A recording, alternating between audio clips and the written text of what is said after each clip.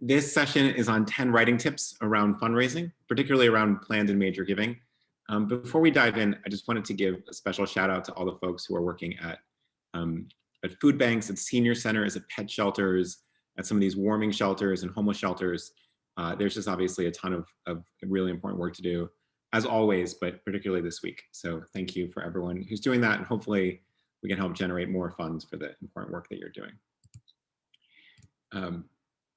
Some of you know this, but this session is improved thanks to my colleague Simone and her hard work for 1 CFRE credit. So there will be a survey at the end. We've changed the survey a little bit to make sure it doesn't crash on you because there's so many folks took it last week. But just make sure to note that, because what we're seeing is some CFRE audits are increasing. And so this way we hold all the records. You don't need to write in to say, how do I get my records? We're here, we have it all. And then if you get audited at some point, just shoot us a note and we'll make sure to back you up there. So that should be pretty easy, but make sure to do that at the end. Agenda for today. We'll do some quick introductions. We'll talk about when you're writing to lots of people, and then we'll talk about when you're writing to one person and how that might shift.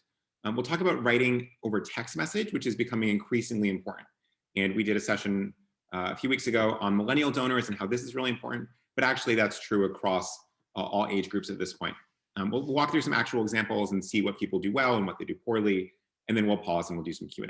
So you don't have to furiously take notes. We'll send the deck to you after the fact. We'll send the recording after the fact so you can play it faster or slower depending on your needs. But generally, let's get rolling. Also, quick welcome. I know there's some folks from the Philippines joining this week. There's some folks from South Africa who are either joining or watching the recording based on the time zones. Some folks from Quebec and Ontario and other parts of Canada, from the UK. Occasionally folks from Australia will hop in, although it's a really bad time for them. And so hopefully the recording is there. And then obviously everybody across the States as well. So welcome. Introductions. I know lots and lots of you, but if not, my name is Patrick.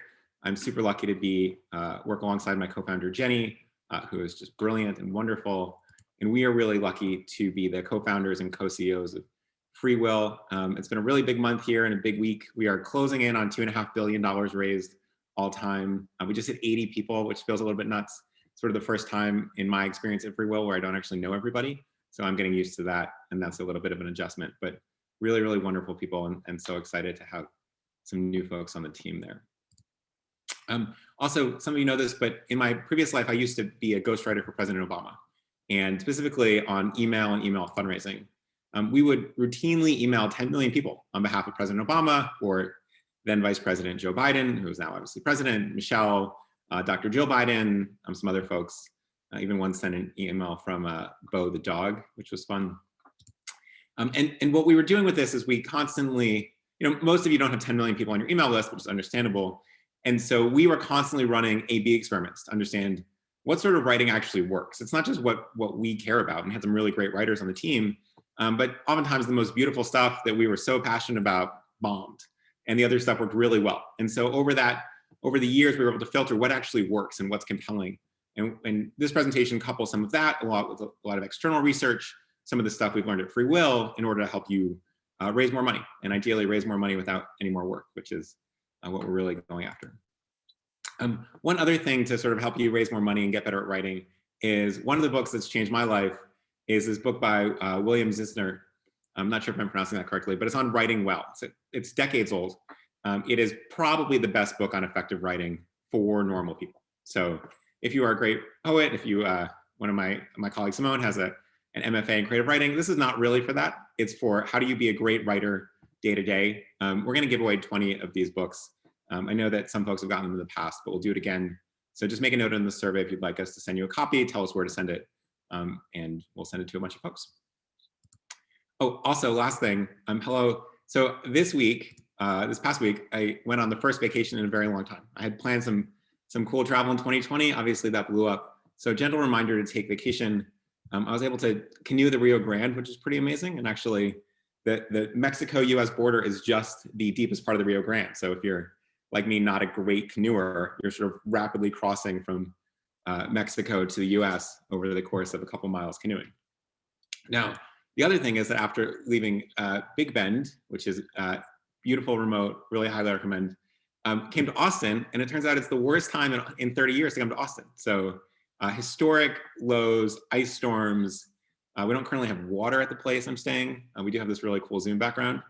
So we have a bathtub full of water, a trash can full of water, and we're making it through. But there's a chance that the power goes out. And if the power goes out, we have a backup plan. So just hang tight. So we'll switch to cell service. We have someone else might flow through the slides, all this stuff. So we're on it. If things totally drop off, just be patient. Take a breath. We'll be back in a few minutes and we'll figure it out. Also, I know a lot of folks on the call are in sort of the Oklahoma, Texas region where things have gotten pretty bad. So I hope you guys are doing okay. We're really lucky where I am to have power. And I know a lot of Houston, Austin, Dallas, et cetera, doesn't have. So thinking about you right now. And just a quick note. So hang tight if this happens. All right, so back to you. How's your week going? We ask this every week. This is really interesting. So this blue curve that's bouncing around that actually hit one of the lowest points right after the election since the onset of the pandemic is the happiest it's been. So people are reporting being happier than they have been in a year, which is really, really good news. That yellow line is around being anxious. This survey was a couple days ago, so some of you in, again, Texas, Oklahoma, parts of the Midwest might be right back up there, but really good signs overall, and glad to see that we're sort of making progress as a community. When we ask what folks are worried about, actually the sort of drop in worry about safety. So these red and yellow lines are coworkers' health and safety, donors' health and safety. Also, losing my job is at the lowest it's been. So that's good. And then people are more concerned about hitting goals. So as we start to navigate a year that's going to have delayed events, if any, where there's still some economic uncertainty, there's a lot going on, this is a big thing. So hopefully we'll be able to help you hit your goals by making some of the existing work that you do more effective. All right, so that's all in the ways of introduction. Let's dive into effective writing and why this matters. So why does this matter? Well, first, emails and letter writing are getting more and more important. So email messaging drove 16% of all donations in 2019. This is a dramatic increase over the last few years. For every 1,000 fundraising messages, on average, we see about $45 in donations. So that really matters. Obviously, better emails, higher open rates, more dollars raised, but also it starts to change the relationship people have with your organization. The effect of your messaging obviously translates directly to fundraising dollars. You know all this.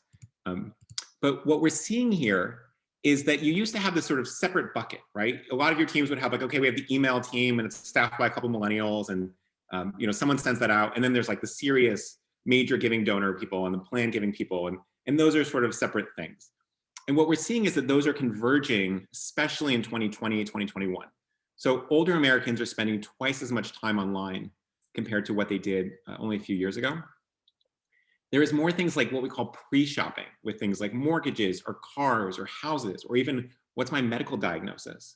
And all this stuff that you wouldn't have dreamt would have been sort of internet behavior 10 years ago is not just now for millennials or for Gen X or for boomers even, it's even for folks who are 80, 90, et cetera.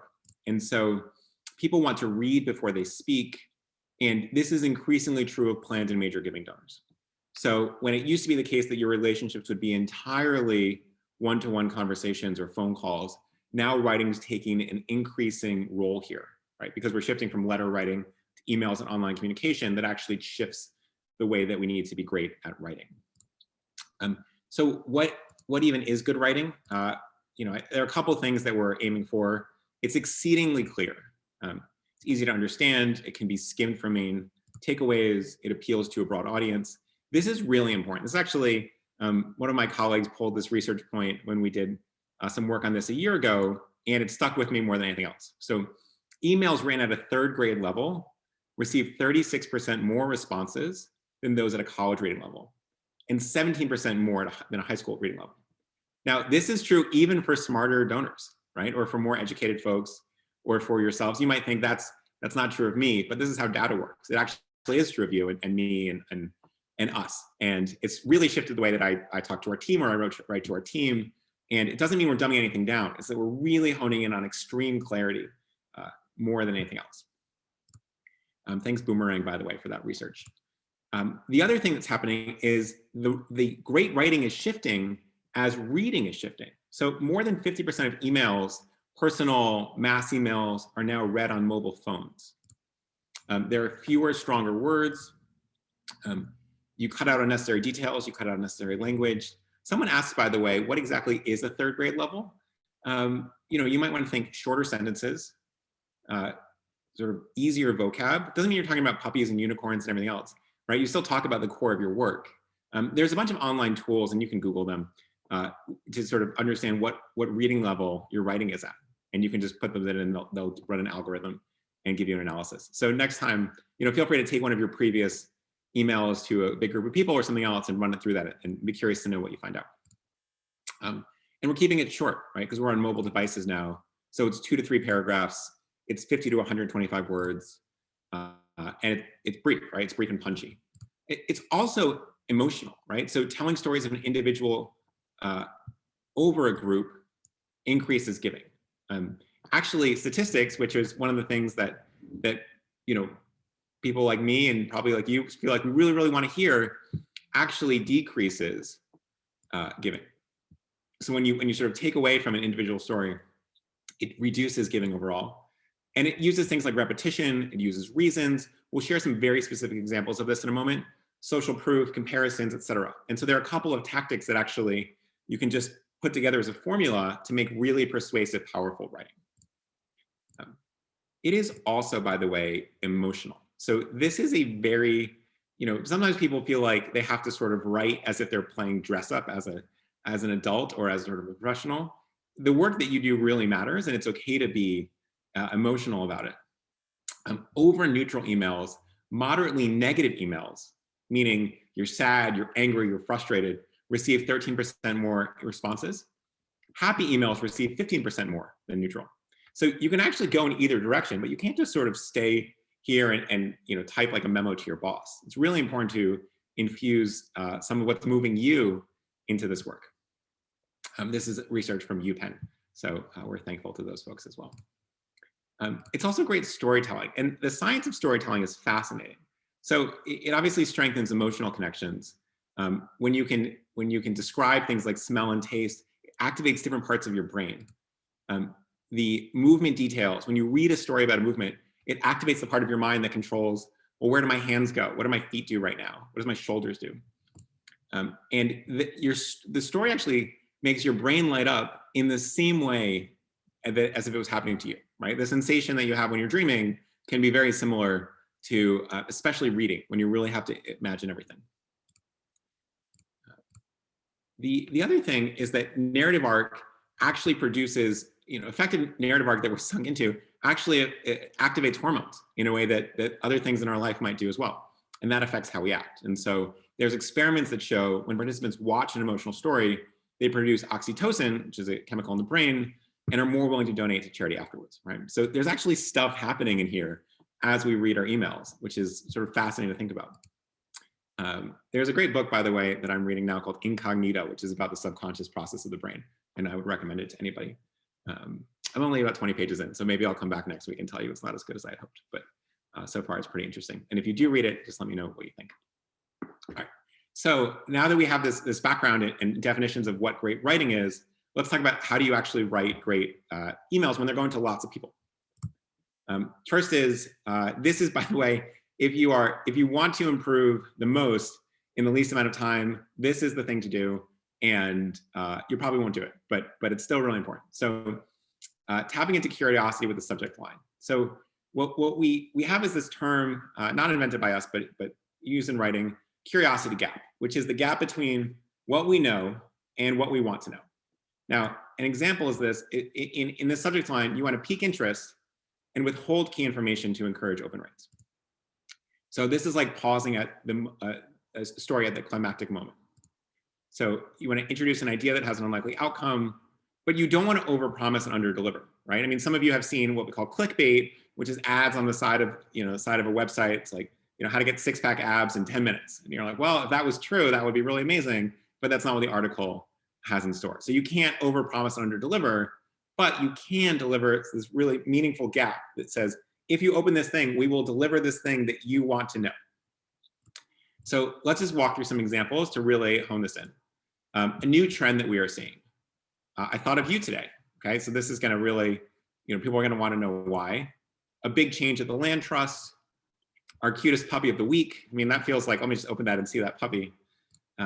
What this student accomplished, the 2 most impactful steps. You think about different types of giving or something else you want to do. Instead of saying, give stock or give out of your IRA or make a planned gift or whatever, you might want to just lead that in. Like what might the most impactful steps be so that people are asking the question that you're then going to answer.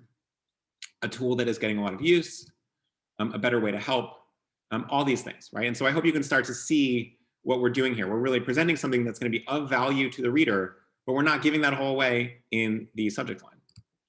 Now, the second thing is we have people to open it, right? So if you want to be much better at effective writing, what I would do is every time you're going to write an email, put on a 2-minute timer and write subject lines and try to generate a lot more. And subject lines are something like 20 or 30% of the total value of the email. And most of you are going to spend 5 seconds on them. And I often do that too. But when I really, really want this to work, when we're naming a webinar or we're doing something else, we really sort of spend some time on what are all the different options, and then we select the best one. So think about that. But once we have that open, we have to grab people's attention, right? Because people will open it, and then you only have a little bit of time. The average woman, this is really interesting, reads an email for about 7 seconds before deciding whether to continue to read. Now, the average man reads it for 2 seconds. And this may have changed. This is a little bit old data, but it's pretty striking. My guess is it's probably shortened for both. After hooking supporters with some attention, thinking that they want to read more, you have about 8 seconds to catch people's attention before they move on. So you really have this very narrow gap, right? You don't want to say, hope you are well, in the spirit of whatever. Really just dive in and do something big in the first few lines. So you start with the most important information to the reader, right? Think if this reader only reads the first paragraph, what do they take away from this session? So updates on your organization, big news about your work or mission, how you are providing value to the reader, and what does that actually look like? Let's talk through some examples. So still no resolution for 2021. Here's one we'd like to actually help you keep. There's a huge change underway at the museum, and I thought you might like to know, right? We're hooking someone, and they're going to at least get through the next paragraph or 2. The class of 2021 is facing 3 big challenges right now. Now, remember when we went back to that 3rd grade level? 3 big challenges. What I'm anticipating is that I'm going to be able to easily understand the next part of the communication, and therefore I'm going to keep reading, right? If the class of 2021 is facing a multitude of challenges, and then I see 3 or 4 giant paragraphs, I'm probably going to skip it. If it's 3, and then we're going to start bulleting or making it super clear what those are, I will continue to read. I want to share what supporter name did this week, and I hope it makes you really happy, right? So now we promise some value here as well. And people always want to know what other folks are learning and reading. All right, so I know we're going a bit quick. So we have the curiosity gap, and then we're really grabbing folks with the first few lines. And so these are really important. And as we're just sort of building the structure of this, the next big thing to understand is the impact gap. So what is this? This is, by the way, this is not necessarily with stewardship, although in stewardship you could do it in retrospect, right? This is what was made possible with your support. But if you're thinking about fundraising, this is really, really key. So you want to define where are we right now, right? Right now, our school is working hard to transition online. Then we have a problem, right? So we have the right now and the problem. These are sort of coming together. Some students do not have adequate devices to engage, right? So let's think about this as a private high school that is fundraising, probably has some students who are of need. And we're doing this thing, right? So here's where we are, here's the challenge. The solution is if we can get laptops and tablets in their hands ASAP, they can still have a productive semester, right? So we're really forking the decision here. Either we get laptops and tablets in their hands and they have a productive semester, or we don't. And all sorts of bad things happen in terms of falling back on learning. And then there's a gap here, right? That the donor can fill and help make that impact and turn the lever in one direction or another. So you want to have this sort of clear line between if you do X, then Y, right? Because people aren't excited about giving, they're excited about the impact of giving. And so often we just talk about giving as though that's the end of the thing. Where ideally, all you're doing is you are a better tool to translate money into impact than I am personally or than the donor is personally. And that's That's the key here that often gets missed, right? It's not just giving as a thank you, it's giving to do this particular thing. So tangible impact is always going to result in bigger gifts and in more gifts. So one share of stock could provide 80 meals. This scholarship will help one lower income student shift the course of her life. You can now see that we're really tying into why not just why our organization exists, but why this gift matters. And then some of you might say, well, it's all going to be operating budget anyway. It's hard for us to sort of, we're not the Heifer Project, which does amazing work, but allows you to buy one land for one family. And that's how they become great. So you might even do things like a gift from your IRA will help us reach the 90% threshold for the class of 1948, right? So we're still having tangible impact, even though it's not quite the same as putting things very particular. All right, the next thing is, remember, here's what happens basically when you're writing an email, one of these messages. You are sitting there, you've got maybe a giant monitor or a big keyboard, you are sort of typing it out, thinking about it. Maybe you're even printing it out for your boss and they're reading it line by line and thinking about that word choice, that diction, they're crossing something out. And then your supporters are sort of like on a crowded subway reading it on their phone in 10 seconds. And so what you need to do is be repetitive because people aren't sort of slowly processing line by line, which is a common mistake. So you can use direct asks, you can use indirect asks. So when storytelling or updates from your org link to ways they can help, including things like planned and major gifts. i.e. if we can get laptops and tablets in their hands ASAP, you can actually make that a whole link that goes right to a donate page. And then direct asks, you want to include a call to action or 3 ways that someone can get involved, right? So you're guiding someone. If the impact gap has moved you, here are 3 ways you can take effect right now. So it might be making it a tax deductible stock donation, which has a lot of benefits, leaving a gift in a will, volunteering. It's often nice to have some non-monetary asks there, especially if they're large, right? Because once we're mentally processing that there are ways to get involved, but boy, volunteering sounds hard. Maybe I'll just give $3,000 in stock instead. You actually begin to build more success that way. And then 5, this is really important. So you want to keep it conversational. One thing we talked earlier is, or people sort of want to put on their their sort of adult clothes to write and make it sound almost sort of so professional, like in this voice that they would never actually use in a normal letter to anyone. So you want to think about writing to a friend that you respect, right? Like you're speaking to a friend or a family member. When we were in the Obama fundraising team, most of the folks are in their 20s, and so we'd say, why don't you write to your friend's mom? That's someone who you are somewhat close with, still need to respect, don't need to be overly formal, but it's not your 22-year-old kid brother. Some people actually print out the picture of this person and put it at their desk or in their workstation. And that way you're really visioning this idea that you're writing to one person at a time, right? Everyone is much more interested in one-to-one conversations than they are in being part of a big crowd listening to stuff. And then again, we're using simple human language, especially, this is really important, especially when you're talking about complicated gifts. So sometimes people want to sound like they're really fancy when they start talking about some of the tax savvy giving like stocks or QCDs or other things like that. And instead, that's when you want to really lean into the simplest type of language.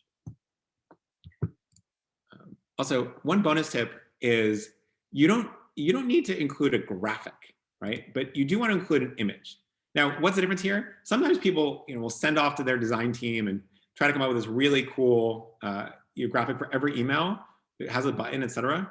If you just include a picture in your email the same way you would sending a picture of your kids to your parents or of your dog to your friends or whatever it might be, that's something that feels really authentic and is really powerful. If you just hear information, people will remember about 10% of it 3 days later. And then if you add an image, people will remember 65% of it 3 days later. We actually end up putting graphics on or images on almost every slide because it actually helps with intake of information. You can use a compelling image that illustrates the story and catches attention. And if asking for more complicated gifts like stocks or QCDs, you can often use an infographic here. So if you're going to use a design graphic, it should have a particular goal in mind instead of just being a picture that's pretty, right? The prettiest pictures are usually just going to be photographs. But if you're going to break down a complex thing, that's where an infographic might be useful. All right, so that is some tips for when you're writing to lots and lots of people, but a lot of your planned giving work is going to be one-to-one. And that's increasingly happening over writing, especially as you're having fewer events, fewer visits, et cetera. So let's talk a little bit about what are the key steps here and how might you do things like effectively follow up after a donor meeting or reach out to somebody you haven't talked to in a little while. So first thing is leading with humanity. So does anyone know what this picture is of? I'll give you guys 1 second to type in the chat.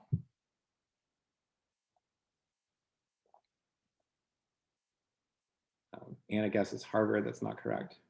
Kayla McKenzie and some other folks correctly note that it's Georgetown. So Georgetown is my alma mater. I went to undergrad, great place. Georgetown is founded in 1789, really, really large endowment, right? Very wealthy compared to me. And so if you are Georgetown and you're writing to me, you have to be vulnerable and human because otherwise I feel like I'm David and you're Goliath and you're asking me for money. So what is very different though, is if somebody at the Center for Social Justice, who is just a staff member or a fundraiser and not the entire institution, is writing to me about very specific things and about their own existence, right? So when they lead with their own humanity, suddenly this sort of mental block around this big institution comes down and you can actually start to have that connection, that relationship that is going to result in a real gift. So you might say, I'm working from my couch while my 5th grader attends online classes at our kitchen table, but I'm writing because this matters more than ever, right? So it's not a perfect day for me, but I'm still writing to you because this stuff really matters. You want to be empathetic. I know the winter can feel long and lonely, and now more than ever, you might be home more often and missing your loved ones, right? So we're actually just, before getting into why our organization is great, we're not using pleasantries, right? These are actual sentences about your life and about what their life might be, but you're building connection. And now it's very hard for someone to stop reading after this point. You want to remove the we as much as possible. This is a big mistake that we see a lot of folks make. So they write as though they are the avatar of the organization instead of a human who works there.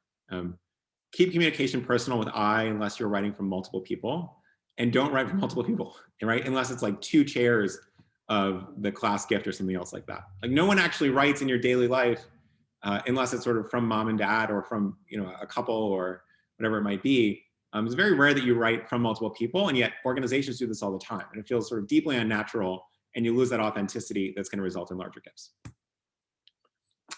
Using social proof and some specific language around this is also going to just jump things. And people sometimes do this in their one-to-many emails, but then they forget about it in the one-to-one stuff. That's going to result in much larger gifts, which is also a mistake, but it's pretty easily correctable. So you can tell stories about other supporters because this lowers defensiveness. So you don't want to say things like, hey, you can save up to 80% on taxes through giving stock.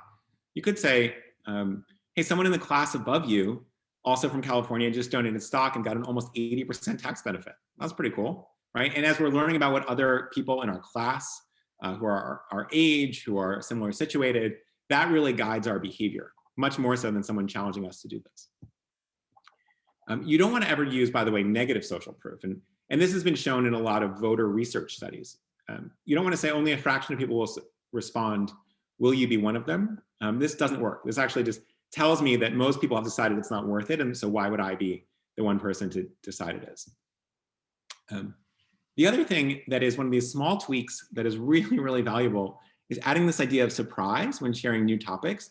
By the way, this is especially true if you have older donors or more educated donors who just think they know most things. Language like did you know, or you might be surprised to learn triggers curiosity and reduces defensiveness.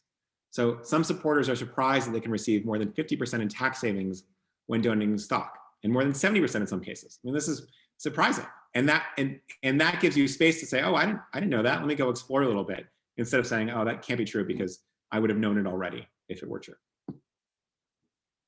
And then this is one of my favorite ones, provide a reason to give. So the very word because drives behavior to a remarkable degree. And I'm going to show you an experiment in a moment. When you ask for a favor, like a donation, you'll be much more successful when you provide a reason. So there is this very famous study, this is from Harvard, I think 1977 or so. Yep, okay, great. From Professor Ellen Langer. It's called the copy machine study. Really, really interesting. So what happened was, this is the 70s, copy machines are a big deal. And they would always have a grad student. There are always people online at the copy station, right? And those of you that were sort of in offices in the 70s and 80s and 90s remember this. And they'd have a grad student come up and say, "Excuse me, I want to cut the line. I have 5 pages. May I use the Xerox machine?" And people are generally nice. So 60% of people said, "Okay, go ahead. We'll let you cut the line here." Now, then they added this treatment, right? So they said, "Excuse me, I have 5 pages. May I use the Xerox machine because I'm in a rush," right? So because, and then a real reason. And suddenly what they call compliance, meaning people that said, "Okay, go ahead, do it," rose to 94%. So 50% more people did this. And that seems compelling. We try to be helpful. But the most interesting thing here is when they said, "Excuse me, I have 5 pages. May I use the Xerox machine because I have to make copies?" Now, this doesn't make any sense, right? You wouldn't use the Xerox machine unless you didn't need to make copies. And yet, just adding any reason at all moved us from 60% to 93%, almost to the same degree as how good your reason was. And somehow this worked across the board, right? So because I have to make copies was almost as good as because I'm in a hurry, and dramatically far apart from, "May I use the Xerox machine?" So think about, when we're asking things, are we always including a reason for it? And the results here are just astounding, but also bears out in a lot of fundraising tests as well. So really interesting stuff there. Personalization rather, is king. So hearing your own name triggers greater brand activation. Particularly this is true in things associated with social benefit behavior, long-term memory. So if we say your name a bunch, you're much more likely to remember this conversation. This can be true in writing. You don't want to do it over the top, but think about, most people will say, "Dear so-and-so," and then that name won't be mentioned at all. Think about just making it about 3 times per writing, right? So, "Dear Patrick," or "Dear Sarah," somewhere in the body, "Thank you, Sarah, talk soon," your name, right? And that will just trigger a stronger relationship and much more memory of this note, because all of your donors are otherwise busy people with their own stresses. So this is really important. It also gives people a greater sense of control and reduces information overload. So you could say, "I've selected a couple of these programs that you might be interested in," rather than saying, of all these things, what might you be interested in? And that's where I sort of go away. But if you can say, "Patrick, after our conversation, I came up with 3 things you might like to fund. Which one, looks the best to you?"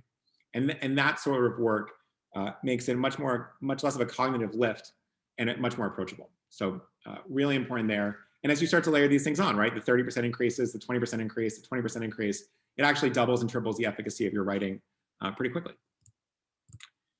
You always want to address your reader by name, of course. And then when possible, and this is especially going to be true for colleges and high schools that have more of this content, but a lot of you will have it from surveys and other things like that, right? Remember and refer back to personal information that donors share with you. So what was their favorite piece of art? What is their class year? What is their kids or their spouse's names? If you can work these in, the efficacy of an individual email is going to be going way up. So you should be taking notes on your major donors, on your plan giving donors, excuse me, so you can start to work this in pretty well. And then this is really important. You want to send progress updates for causes they specifically donated to. And it doesn't have, they can donate to the general fund, and then you can just pick something out that the general fund helped to fund. So it doesn't have to be a pure one-to-one gift the way a named scholarship might be. But you want to also name specific dates. Hey, Margaret, on October 14th last year, you made a donation. And I wanted to let you know what that money went to and how many people, that there are a couple of new kids on the land trust today, specifically in that new project that you helped to fund. Or a lot of people have gone through the exhibit that you helped to fund, or the scholarship that you helped to fund did X and Y, right? And especially if you can say that scholarship, that gift you made on September 15th, that's funding this. I mean, that really, really sinks in. These are very small things. You have all this in your database, right? There's no extra work to go get it, but it's going to be really key, much more than saying your previous donation. And so more specificity makes it seem like you really know what you're doing, and they're much more likely to trust you with increasingly large gifts. Bonus tip before we close out, using the presumptive close. So you want to communicate excitement and interest in speaking with them. I can't wait to share more about the benefits of stock gifts with you if you were setting up a conversation with a major donor. You want to give specific options instead of yes, no. This was one of the big tests we ran in email. Rather than saying, do you want to volunteer? We just say, hey, do you want to volunteer or donate? As opposed to, yes, no, you have to actually make people choose. And so something like, would Thursday or Friday be better for a call, instead of saying, would you like to have a call soon? So I hope that's clear as well. Let's talk quickly about how to write text messages. Now, people think of text messages as an afterthought. These are becoming an increasingly important tool of communication. And if you are texting with someone, that is probably the highest form of writing that you'll get, right? So why is that? Well, click rates on text messages are about 4% for fundraising, about 10% of advocacy messages. So you might be getting 0.2, 0.5, 0.1, excuse me, 1, 2% on emails, and these are just sort of off the charts by comparison. People active in a nonprofit's texting program are 60% to 90% more likely to donate than those who receive only emails. Now, some of this is that they're opting in, right? So there's some selection bias here, but overall, it's this sort of easy to digest, right? This sort of third grade language, short, punchy, clear, and all of these get opened compared to 20%, 30% of your emails, maybe 10% in some cases. Many donors, by the way, prefer text to calls specifically. So you're not just replacing emails, you're replacing phone calls with text. But 94% of donors under 70 text on a weekly basis. So if you can get into a text message relationship, that will just dramatically increase the closeness that you're working with. And I'd be curious, if anyone does this regularly in the chat, feel free to note here, and would be curious to know how it's gone for you as well. So when we're writing texts, this is really important. The first text builds connection. So you want to just send updates on your mission, stories about volunteers, people your organization helps, but all of this has all the same rules, right? So address people by name, make it super clear, make it punchy and short. You also want to include images. I mean, this idea that you can text a photo feels like something that a friend does to a friend, but it's not informal as long as the photo is appropriate. And so what you really want to do is just use that to sort of build a normal, almost non-professional relationship. And I don't mean non-professional in a bad way. I just mean the way that we normally interact with other humans. And that will bring you much closer to the donor. Keeping it short, keeping it personal. You know, don't go overboard with emojis. Don't go overboard with abbreviations. You can spell out the word you, but still you can have these sort of short, punchy conversations that are really helpful. Some examples. Sarah, this is a text message, so think about it that way. We're hosting a post-election briefing on Thursday to share what changes the new admin is likely to bring. Do you want me to send you a link? Hey, do you know someone looking to adopt? Here's a photo of one of our puppies ready for their forever home. John, we're planning our next steps at the Alumni Association. Do you have 90 seconds to take this short survey? Right, this is the whole message. You know, you might want to add your name if they don't know who it is. You might say, John, you know, Patrick from the Alumni Association here. We're planning our next steps. You have 90 seconds to take this survey. And the responses that you're going to get on text are just way higher than email. And so if you're not comfortable doing this yet, think about it. One thing we shared in the Millennial Donor webinar is if you don't feel like giving out your personal information, meaning your personal cell phone, which is totally fine, you can get a Google Voice number and do it over there. So don't feel like you've got to sort of choose between your own privacy and everything else. And then advanced, you just want to make sure that you're getting to these text relationships. Once a month, you want to send folks a quick note and a photo to keep people engaged. In previous sessions, and we can't go into it right now, we have this sort of thinking of you message, which is wildly impactful for stewardship. It's just quick, you know, the sort of quick off the cuff, saw this thing, you helped fund it, just wanted to let you know. And it results in sort of really great feelings between the donor and the gift officer or the development director. All right, so let's do a quick summary and we'll share some examples and then we'll get to some questions. So remember, great writing is concise, persuasive storytelling. Does the subject line inspire curiosity? If I read it for 4 seconds, do I want to read it more? You can try this on your friends or your coworkers. Does a third grader know almost all the words in the message? It's okay if a couple of the things are industry specific, but you shouldn't be using non-industry specific jargon. And for the most part, you want to avoid jargon as much as possible anyway. Do I give reasons for what I'm asking when we're asking these things? Is it written by a human to a human? Did I include an image? So just, we'll send these around afterwards, but you might want to just have this list here so you can start check to make sure that we're doing this well. So that's the list. We'll send this around afterwards. Here's some quick examples, right? So this is an animal shelter that puts storytelling first.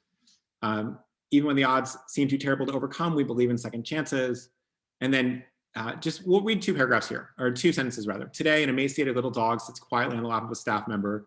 safe and loved, while one of our medical team gently cleans and bandages one of her tiny mutilated legs, right? This is extremely descriptive, and you can really picture it, right? Every so often, the pup, who we named Imogen, slowly lifts her head and reaches up to give soft little kisses to the person holding her. And then there's a little cute little image here. I mean, this is really, really powerful stuff. And you can see as we read that, maybe you can even sense yourself, the brain can start imagining that, feels a little bit different than when I'm giving you a checklist of writing tips, right? So really helpful example there. Our friends at Second Valley of Silicon Harvest, who we think do great work. A couple things here. If you look at this PS, simple language educates donors about the complex gifts.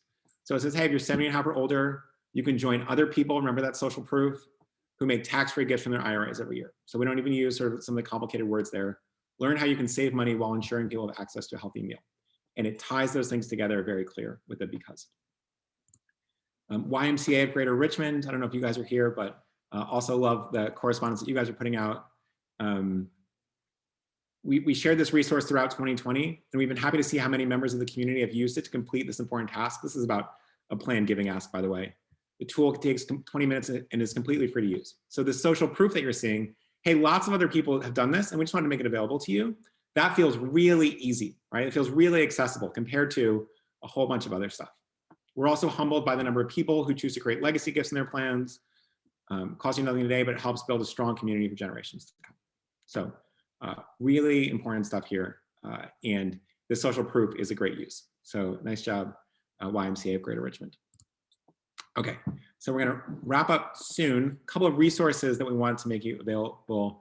A bunch of folks on our team, not me, but who are just wonderful, have put together this guide on writing effective emails. It's one of our most popular writing guides, and there's a whole bunch of new templates in it as well for texting. So some of the things we walk through, you can just copy them and paste them, and hopefully that takes a lot of work off your plate. So there's a quick note in this survey, just click the checkbox and we'll send that to you as well. We are doing a what we call a group demo with my colleagues, Alyssa and David. David's Australian, he's got a really great accent. That's next Thursday, I think. And why would people come to this? People come because they really want to get a sense of like, what are the tools that other organizations are using? How might they put them to use? And it tends to be pretty informative, whether or not you want to go forward. So just make a note there. They're great. Alyssa and David are really wonderful. So go see them if you can. And then also the other thing that sometimes people ask for is a one-on-one demo of one of Free Will's tools around stocks. How do you make stock giving super easy? How do you make qualified charitable distributions super easy? And then how do you make bequests, which is one of the big things that's raised about $2 billion for charity. So if you want one of those, just make a quick note. These people are wonderful, they're kind. You'll probably enjoy the conversation, even if it's the last one. So I would encourage that if you can. And then last thing, just a reminder, we're gonna give away this book. I really hope you guys use this to become better writers. It's a wonderful, wonderful book. If you thought this session was helpful, this is probably 20 times more helpful. So feel free to put your name in there as well. All right, so we're gonna take a quick 60-second break. I'm gonna look through all the questions. If you can take the survey at this moment, this will be super helpful. It really helps us sort of shape how we do things going forward. There's like a quick 1 to 5 how helpful this was. A couple other really, really quick questions, mostly multiple choice. It'll take you a minute, and I will read all the questions, and then we'll be right back and get rolling.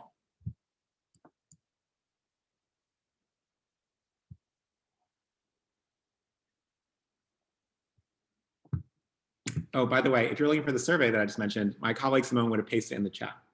So you can do that as well. I will paste it again here.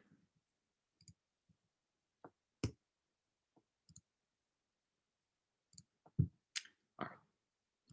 So give me a few minutes or a few seconds to look through the questions, and we'll get rolling there.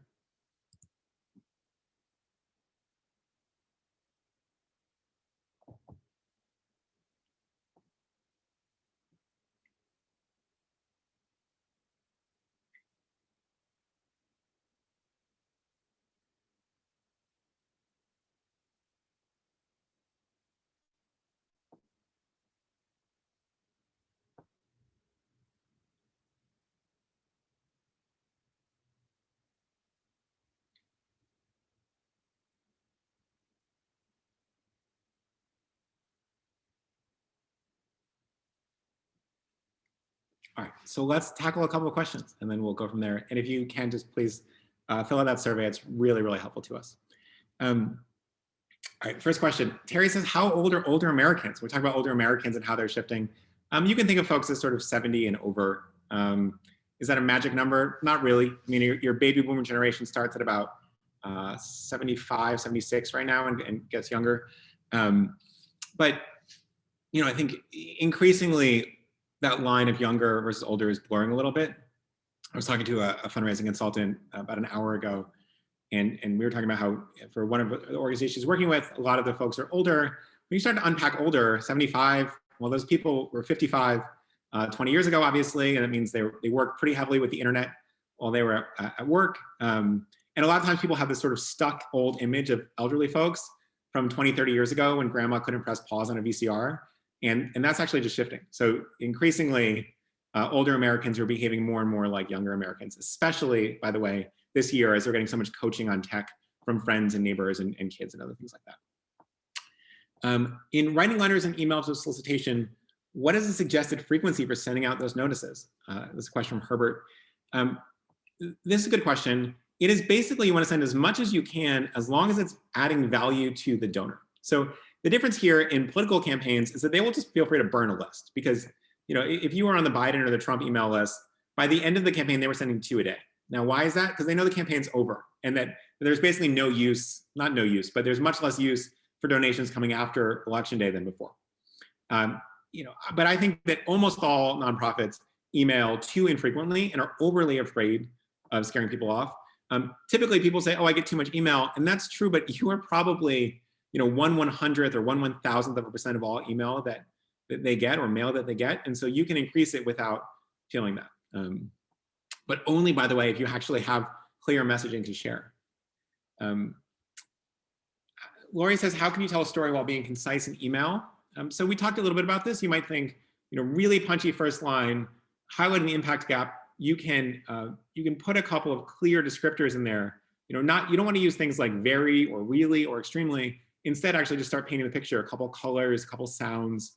But you can really, if you put your mind on it, you can do these things in a couple sentences. Many of you have seen those great stories that are 6-word stories.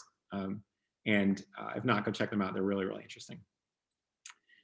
Do you recommend using a greeting like Dear Susan or Dear Friend? Or another question was, how important is to put their name at the beginning?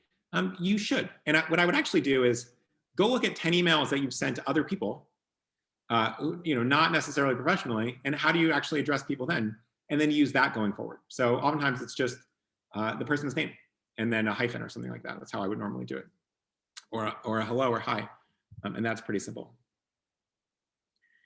Does this information be applied to mailed appeals, meaning direct mail, or is that different? Emily, most of the same rules apply.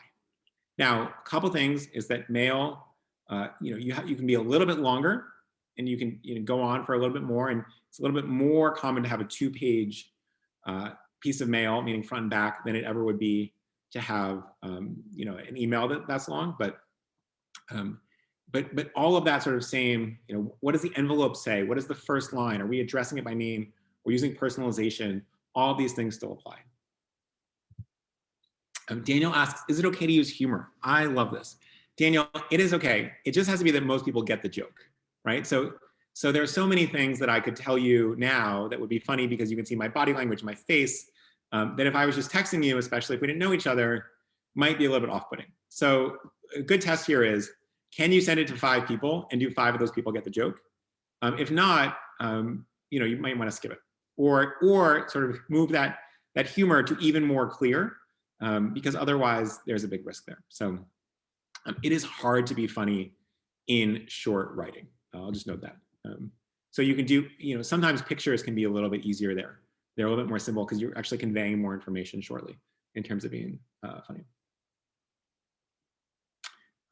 Someone asks, Rick, by the way, says, hey, this was really helpful, but did I do this on vacation? No, I got lots of help. And also we prepped a lot of this before last week. So thank you for being concerned, Rick.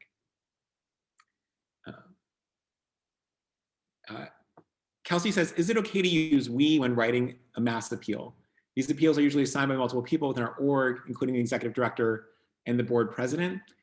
Yes and no. I mean, you should have a really, really good reason why 2 people are signing a letter, which is unusual.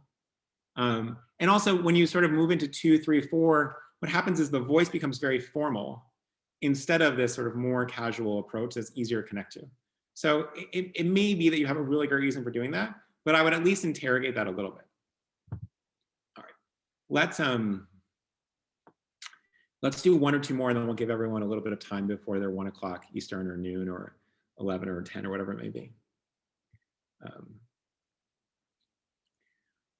Cecilia asks, when providing reasons to give, is it important to avoid being negative? I.e., she says, children are starving versus your gift can help fill 100 bellies tonight. Celia, it's okay to sort of be really clear about the problem as long as there's a solution as well.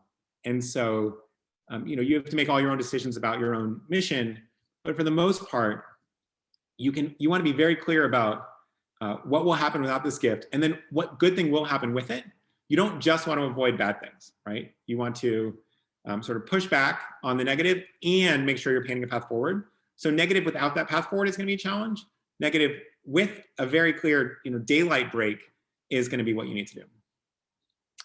Joanne says, do you ask permission to text?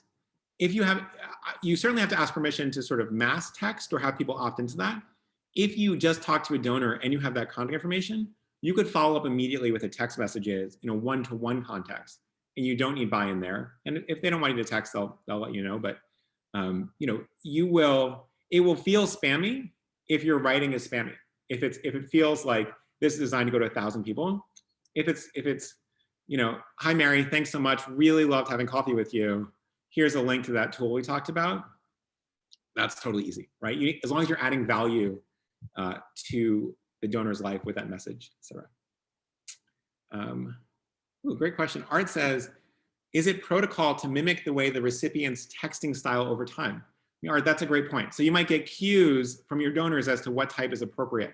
And certainly, we'll end up talking to different partners that we have differently based on their own styles. And so that is a great point. And that you can allow them to lead a little bit. Okay, and Anne just asked one last question, very, very tactical. Can you repeat what you said about Google phone numbers?